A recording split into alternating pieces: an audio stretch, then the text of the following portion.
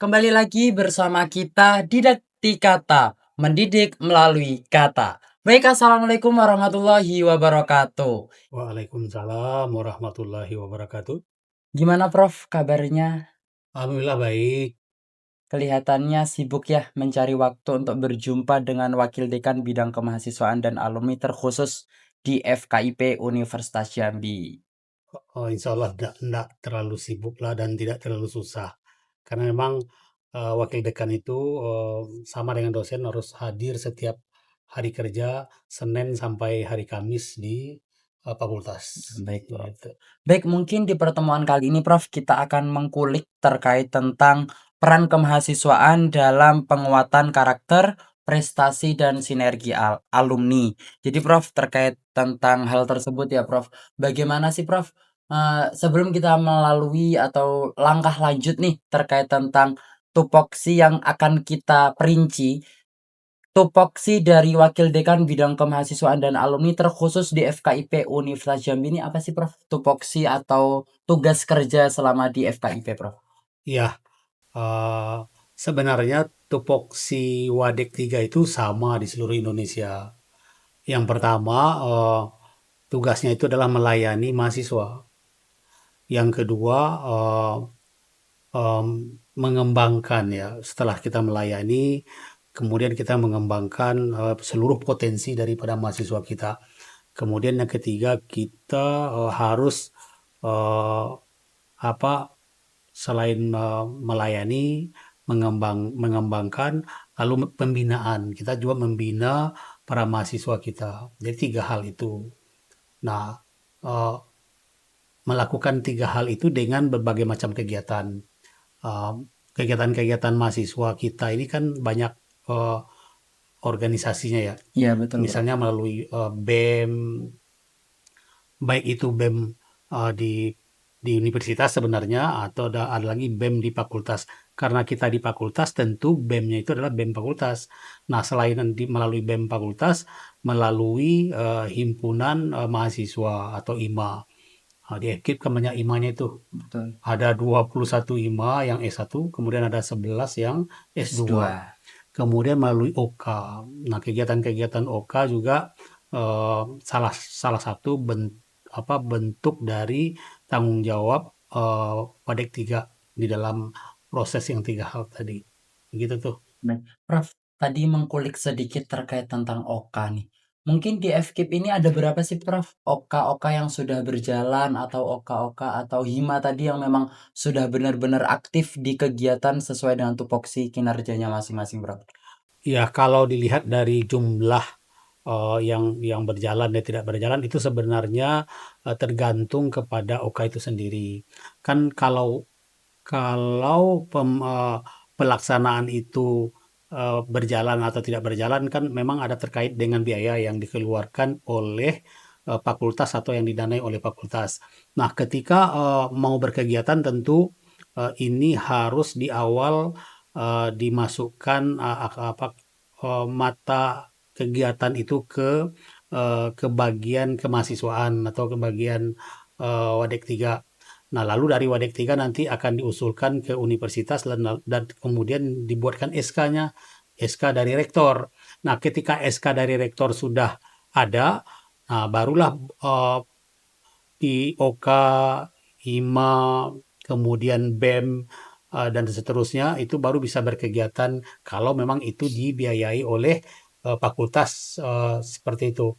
Nah, kadang-kadang sudah ada SK dari rektor pun keluar, ada BEM, ada IMA, ada kegiatan OK yang terlaksana dan tidak terlaksana. Nah, ini tentu tergantung kepada kesiapan dari setiap OK itu. Jadi nggak bisa dikatakan, oh sekian harus terlaksana, sekian tidak. Nah, kalau dievaluasi nanti akhir semester pasti kita evaluasi. Nah, kadang-kadang mahasiswa sudah keluar tadi SK rektornya, tapi tidak terlaksana atau terbalik.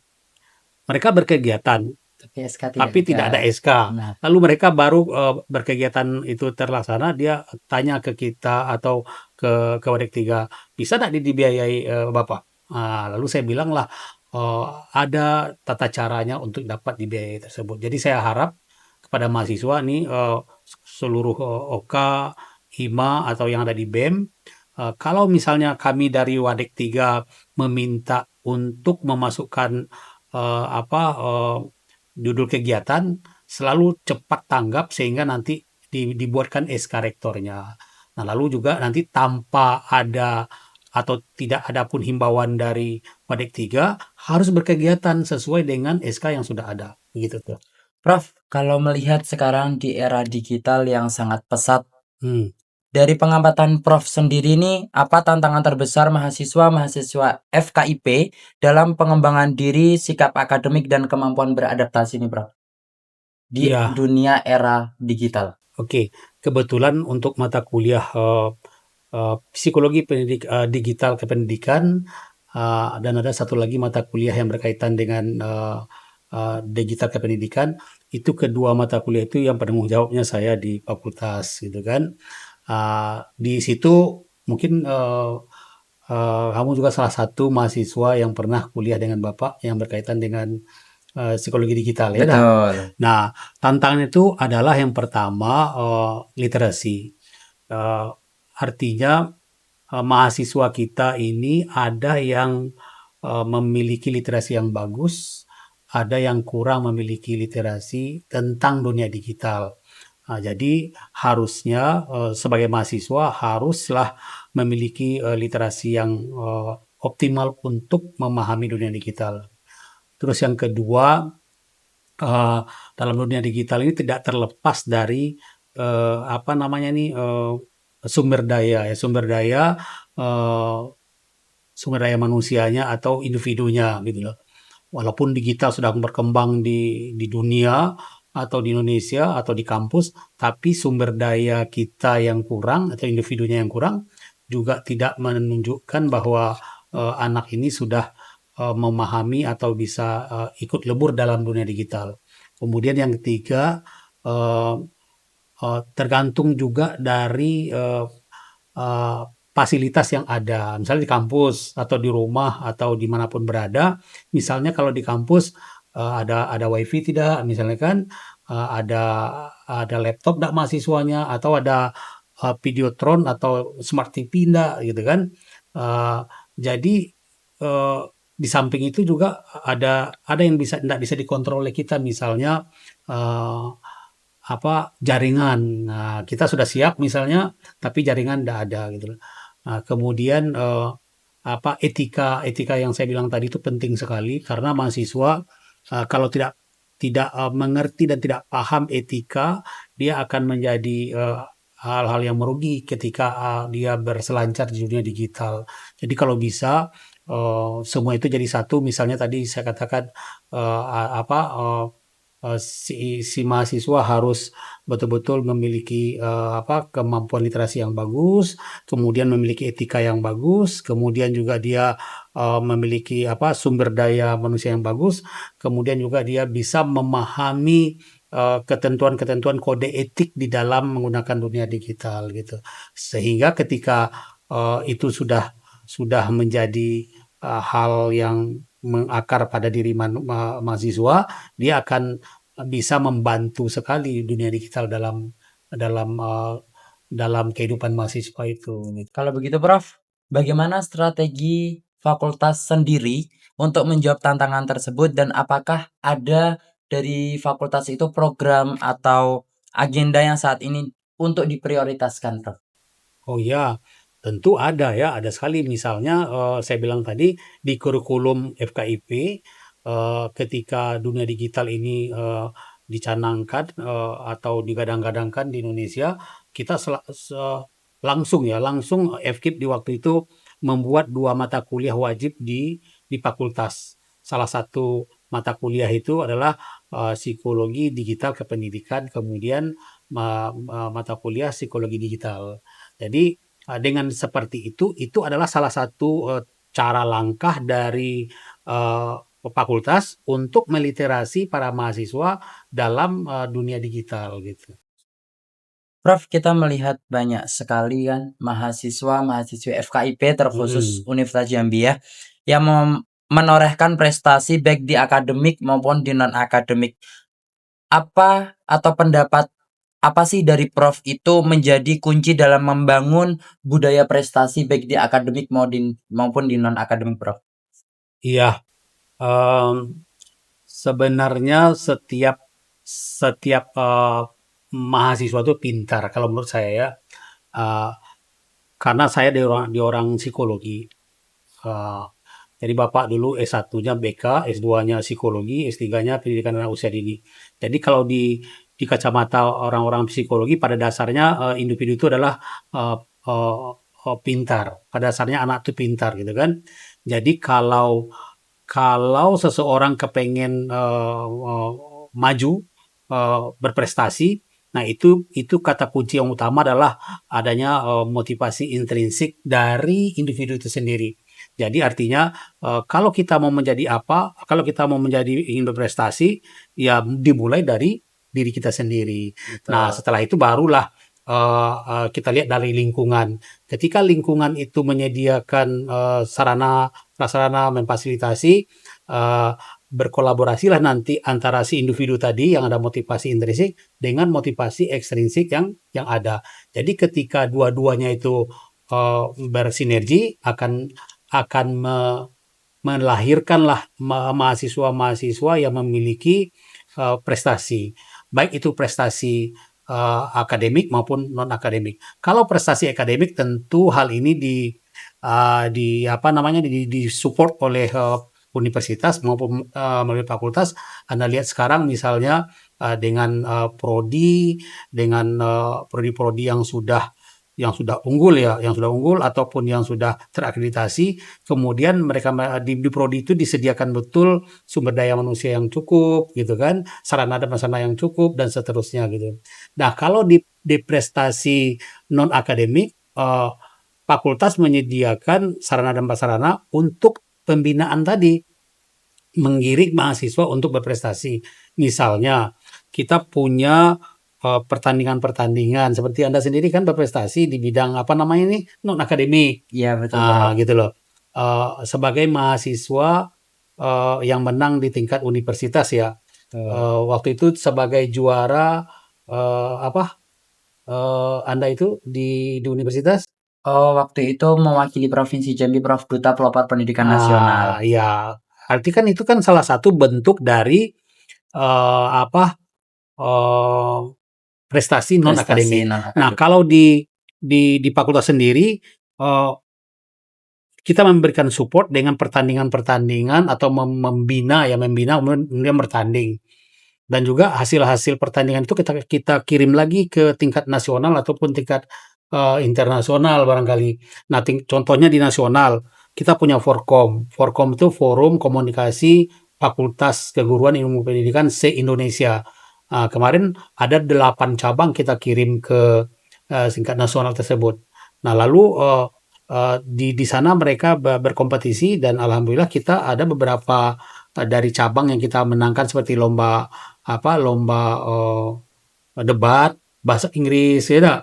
Ada lomba apa lomba apa waktu itu ya menari dan sebagainya. Jadi artinya fakultas memberikan pelayanan pembimbingan, kemudian juga pengembangan prestasi.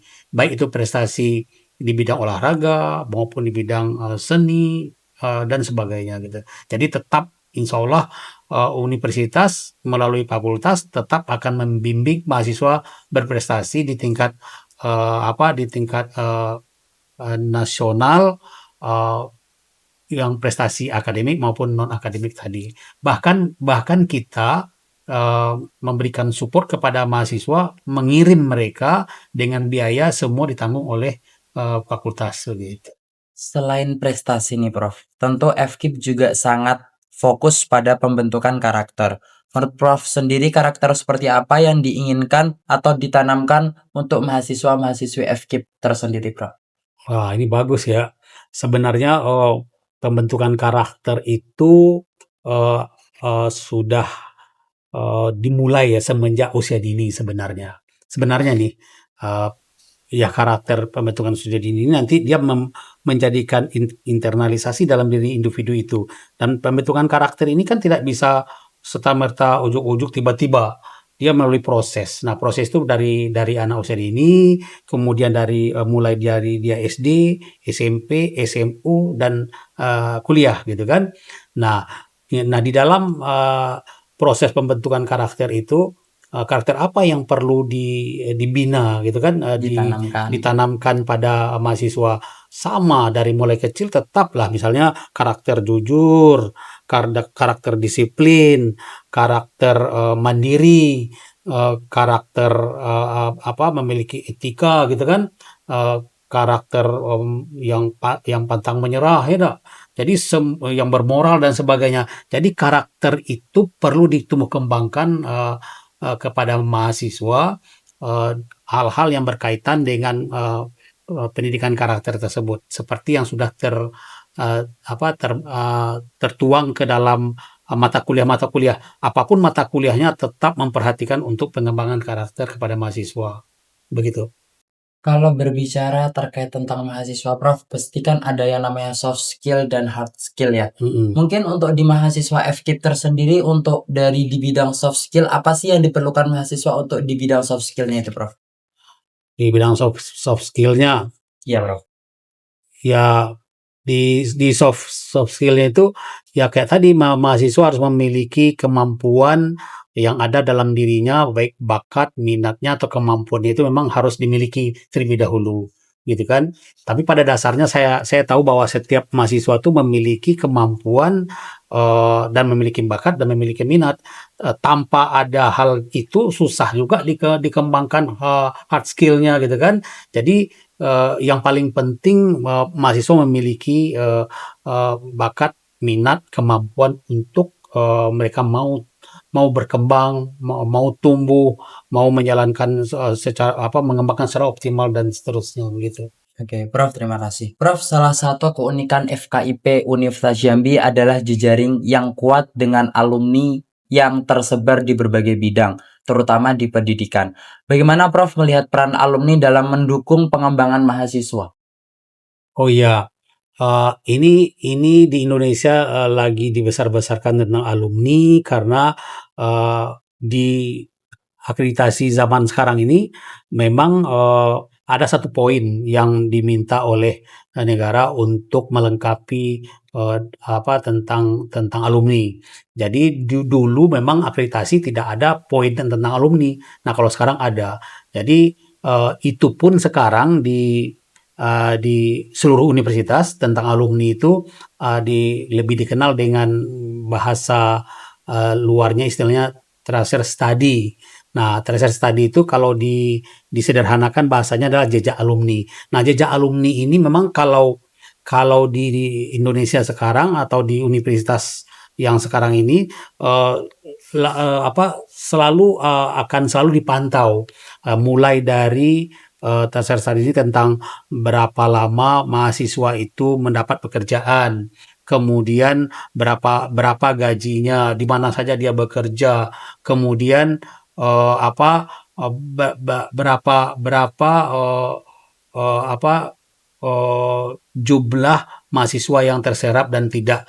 Nah, sebenarnya ini bagus ya. Bagus karena untuk apa Pak universitas atau fakultas membuka prodi-prodi yang banyak, tetapi prodi-prodi itu yang sudah tamat nanti tidak terserap di dunia kerja atau tidak bisa dia membuat lapangan pekerjaan baru gitu kan. Sehingga ini perlu dipantau oleh negara. Alhamdulillah sekarang ini kalau kalau di Fakultas Keguruan Ilmu Pendidikan kita sudah punya ikatan alumni sudah punya, kemudian tracer study kita sudah terpantau. Alhamdulillah kebetulan 2 bulan yang lalu saya bekerja dengan para dekan seluruh fakultas, ada 7 dekan, kemudian di bawah bimbingan Pak Warek 3, kita sudah menghijaukan tracer study untuk Universitas Jambi. Yang selama ini Universitas Jambi baru 30% terlaksana. Sekarang insya Allah sudah di atas 60%, minimal kan 60%, kita sudah lebih dari 60% untuk seluruh program studi yang ada di FKIP. Berarti di alumninya ya, Ya, Prof di ya? alumninya. Jadi alhamdulillah sekarang untuk tertiary study kita sudah memenuhi syarat secara nasional, kita sudah hijau, artinya sudah memenuhi target.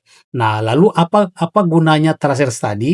Nah, nanti di tertiary study sekarang di Unja sudah ada juga salah satu apa namanya tuh web yang di sana mahasiswa nanti bisa melihat pekerjaan apa yang akan disampaikan di tertiary study itu yang bisa mereka masuki. Kemudian mahasiswa bisa juga berkomunikasi antar alumni, kemudian juga alumni dengan universitas umumnya dan fakultas khususnya dan lebih khusus lagi dengan prodi itu bisa bersinergi terus-menerus dan saling membutuhkan. Kalau seandainya ada hal-hal yang baru tentang fakultas kita atau prodi kita, mahasiswa yang sudah tamat pun atau alumni juga apa tahu dan paham. Kemudian juga kalau ada misalnya kerjasama dengan alumni, misalnya melaksanakan penelitian, pengabdian, atau apapun itu, eee, fakultas dan universitas dan fakultas menyediakan sarana dan prasarana untuk hal tersebut, sehingga tidak putus antara hubungan alumni dengan fakultas kita, gitu.